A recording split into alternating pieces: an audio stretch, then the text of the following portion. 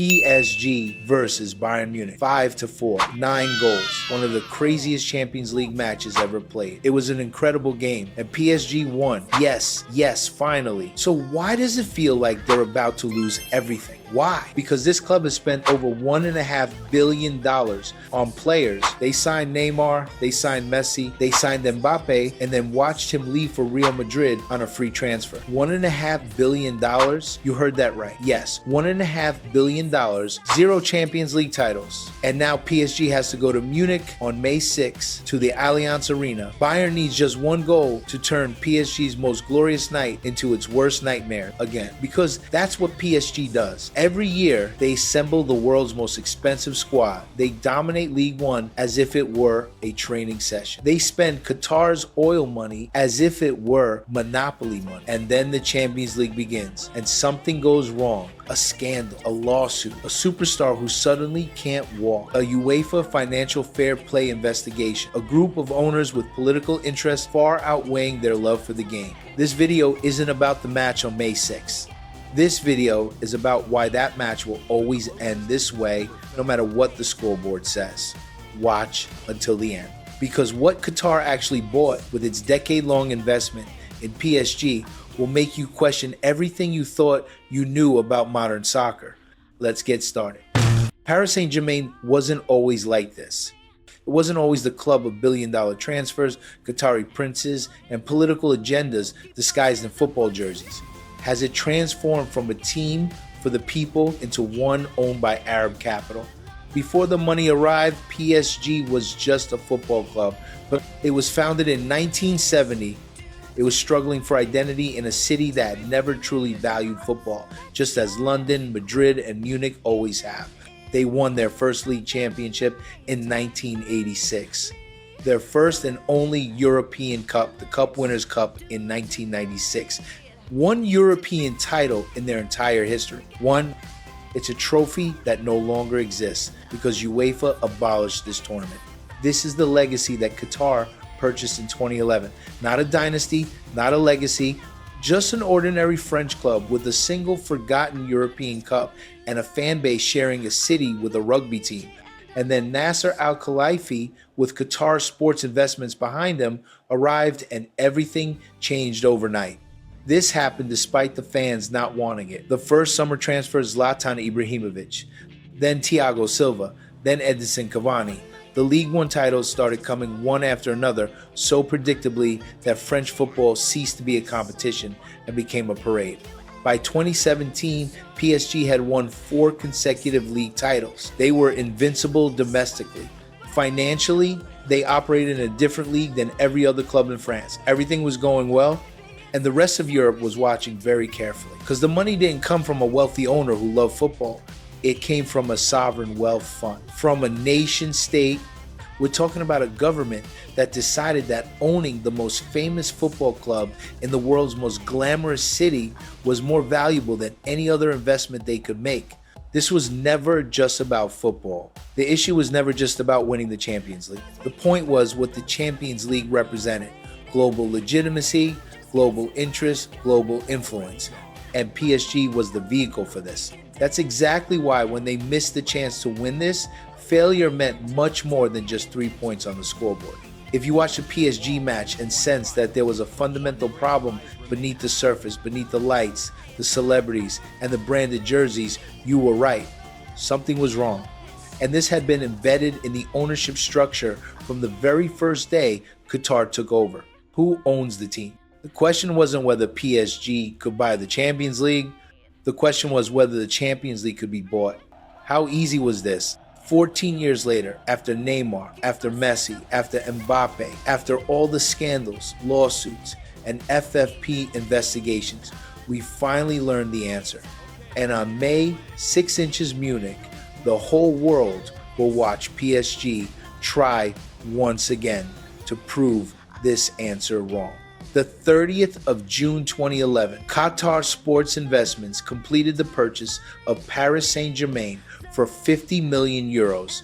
Do you think it was worth this amount, or was it much more? 50 million euros To put it in context, this amount is less than the amount PSG would later pay in weekly training fees to Neymar, the man behind the deal, Nasser Al-Khelaifi, an ex-professional tennis player from Qatar who has never managed a football club in his life. With no background in football management, no experience in European sports, and no knowledge of UEFA regulations, transfer markets, or dressing room politics. So why did this man choose football? There was a government behind him and a checkbook with no end in sight. Everyone loves a checkbook. The football world initially approached PSG with skepticism, new ownership, new investment, new goals. This was a story European football had seen before. Roman Abramovich did this at Chelsea. The Abu Dhabi Group did this at Manchester City. The model was now established. Make big investments, build quickly, compete immediately. However, Qatar's actions with PSG were different in scale. They were also different in intent, and they were different in terms of the problems they caused. 2 years after the takeover, UEFA introduced financial fair play regulations specifically designed to prevent clubs from spending beyond their actual revenues. The rules were clear, the penalties were clear. PSG paid almost no attention to these. Did they have someone they trusted? The first FFP investigation into PSG was launched in 2014. Another followed in 2017. Then came the Neymar transfer in 2017, a transfer so massive and so deliberately designed to violate financial fair play rules that UEFA had no mechanism to properly punish it. 222 million euros for one player, a world record that still stands today. Neymar da Silva Santos Jr. Here's what truly makes this figure extraordinary. PSG didn't pay this amount because they thought Neymar would win them the Champions League. They paid it because the transfer itself contained a message, an announcement to every government, every sponsor, every media organization in the world: we are not subject to the same rules as everyone else. UEFA fined them. UEFA investigated them. UEFA threatened them. Qatar continued writing checks. By the year 2021, when the FFP case against PSG in the leaked documents, the government of Qatar's alleged sponsorship of UEFA itself, masquerading as payments and financial requirements of the PSG to meet the commercial and fluff that you didn't artificially inflate revenues, including questions in the history of European football, had become one of the most complex legal disputes. Court of Arbitration for Sport, European Court of Justice, multiple UEFA disciplinary committees. This was not a football club that disregarded the rules. This was a geopolitical operation that used football as a tool in front of the public and employed all available legal mechanisms to ensure the flow of money continued despite regulations designed to prevent this. And the fans in Paris, the real fans, the ones who were there before Qatar arrived, the ones who watched PSG struggle in the 1,990 seconds and early 2000s, were watching all this and asking a very simple question. If you spent this much money, if you violated this many rules, if you filed this many lawsuits, why didn't you win the Champions League? That's the only important question. And the answer to that question is the entire story of what Qatar actually achieved at PSG and where they utterly failed. Because spending unlimited money on the world's most expensive players turned out to have an unexpected consequence in Doha. It ruined the dressing room. When you pay 222 million euros for Neymar, every other player on the team knows exactly what that number means. Then when you bring Messi and Mbappe, with you three players, each earning more money in a week than most clubs spend in a transfer window, you don't form a team. You create three separate empires sharing a dressing room. And keeping empires together is a very difficult task, as PSG fans know better than anyone. What would you think if it were your team? Write to me. Let's talk about the real numbers. Because when you search for the match between PSG and Bayern Munich this week, and millions of people in the United States are doing exactly that right now, at first glance, you see the Champions League semifinal between two elite European clubs. What you can't find unless you dig deeper is one of the most disastrous financial stories in professional sports history. PSG's transfer spending since Qatar took over in 2011.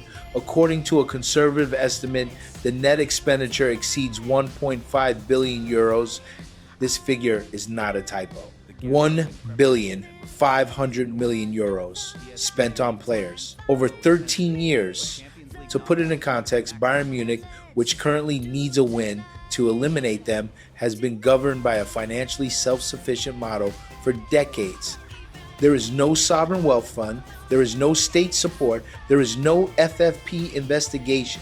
Bayern creates its own revenue, spends according to its budget, and has played more finals in the Champions League in the last 15 years than PSG has won in the knockout rounds. I think they're a true people's team. If this comparison bothers you as a PSG fan, share this video, because your friends who see Qatar's purchase of PSG as a success story need to see these numbers. PSG's salary budget in 2022, an estimated 650 million euros annually, more than the GDP of many small countries. The salary structure is so unbalanced that when Mbappe, Neymar, and Messi were all in the squad at the same time, the combined salaries of these three players alone were more than the total budgets of all their opponents in League One and League One under PSG's dominance. Let's be honest about what League One has become.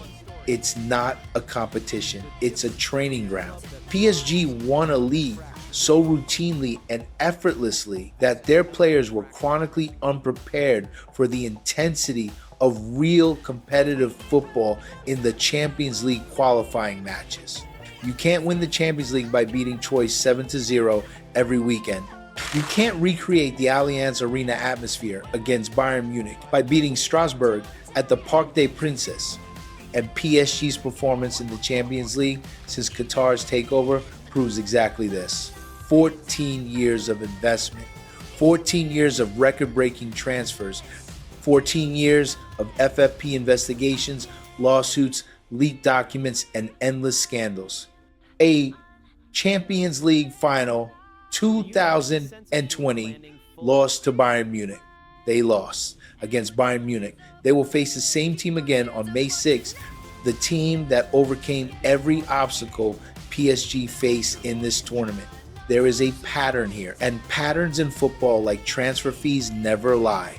On one side, the people's team. On the other, the team of capital.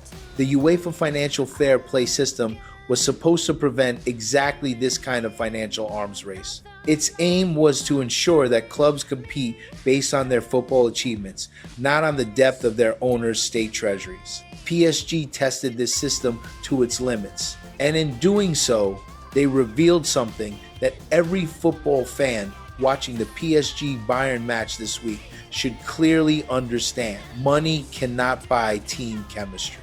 Money cannot buy the kind of collective identity that enables a club to advance to a two-legged European semifinal during a time when everything is at stake.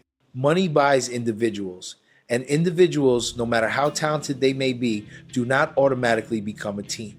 Bayern Munich understood this.